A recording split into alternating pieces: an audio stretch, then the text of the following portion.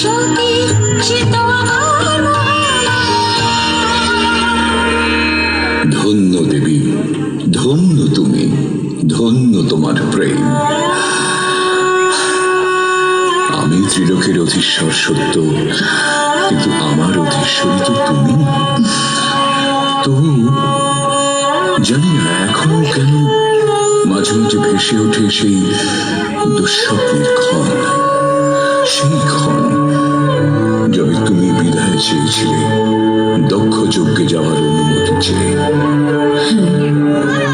এসেছিলেন মহর্ষি নারদ, কিন্তু মহাদেব সেই সময় সতীরূপেও তো আমি পিতাকে বলে দিয়েছিলাম আমি তোমারই সঙ্গে বেঁধেছি আমারও প্রাণ।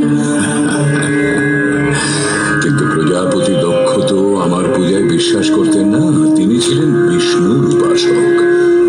তুমি কি বলেছিলে, কিভাবে বলেছিলে প্রাণাধিকা?